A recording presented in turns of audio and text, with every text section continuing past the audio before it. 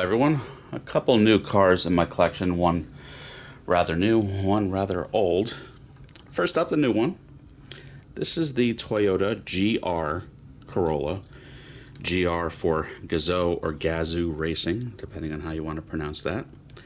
And this is kind of like a homologation special. It's sort of like a street legal rally car, which we used to get cool things like that back in the 80s, like with the Celica GT4 or Celica All-Track.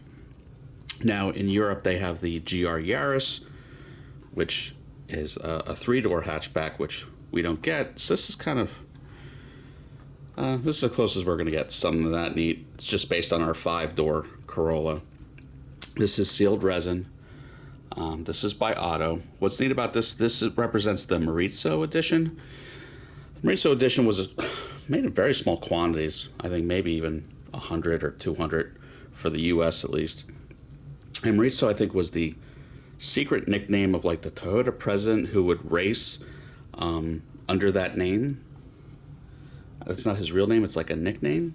So Morizo was the literal top of the line. I think it was over $50,000 for this Corolla. And it did some interesting things, like, if you can make it out, it deleted the back seat and put in a roll cage. So the rear doors in this were literally useless.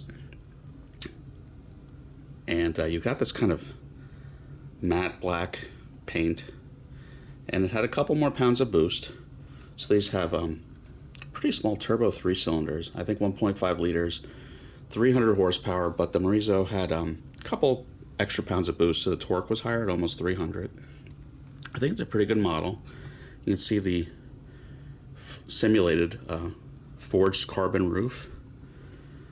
Got air vents. This is a open mesh grill, so you could actually see the intercooler underneath. Wheels and tires are pretty good. There's a little bit of text written into the rims. Not too much underneath. Car number 670 out of 3,000. There's a little bit of under chassis detail, but I think a 3,000 production run again is a little disappointing when these cars felt more exclusive at 1,000. But yeah, pretty good model. I think I scored this for a pretty good deal from memory. I think I won this for like $69, which retail is about $129 these days. So at that price, I'm not mad at it. Any relatively new release auto for comfortably under $100, I think, is worth having. There's not too much interior detail to make out. You can see this is represented as a left-hand drive. So yeah, pretty neat piece. Packaging, typical Auto white box, but with the updated one side of it, you do at least get an image of what you're getting. So in terms of an old release, we have an Auto Art racing division from like 25 years ago or more. I've hunted this for a long time. This is a Toyota GT1 LeMans car, the TS020. It's just one that's always eluded me, and then they became quite rare and quite valuable. These can go for about $300 on eBay.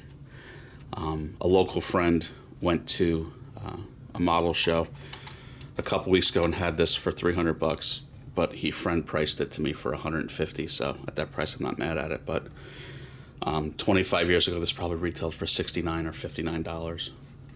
I normally don't pay appreciated prices, but it's just, if I want the model, I gotta pay for it. So this is opening diecast. It comes with a couple screws in place that you have to remove here and here to open the rear clamshell. It looks to be a V8. I see 4 pipes on the header on each side, so that would indicate a V8. I don't think these were twin turbo, so I think these were naturally aspirated V8s. You have a cool little access panel there, and you have, I guess, gull wing doors, you'd probably describe them as. skull wing meets a scissor door, something like that. You can make out some of the interior. Come on over to the other side. So yeah, I mean, again, this is the heyday of auto art, where these were not expensive models, but they were far superior to what you were getting from Barago and Maisto at the time, without being as expensive as like a CMC. There's going to be pretty much nothing to see underneath. It's just going to be completely flat, because that's how LeMans cars are, race cars in this class. So yeah, I've hunted it for a long time. I'm glad to actually have it. The packaging, a little beat up, some shelf wear. It had one of these twist straps, which were fairly common at the time. Yeah, this was car number 1. I think this was a race winner, which, in terms of value, race winners usually do better. So yeah, $300 car on eBay, $150. Not mad at. So yeah, that's it for this week. Still got a good amount of new cars to get through. If you haven't seen my annual full collection, please check it out. I've linked it below. So that's it for this week. Everyone have a good one. Please like and subscribe.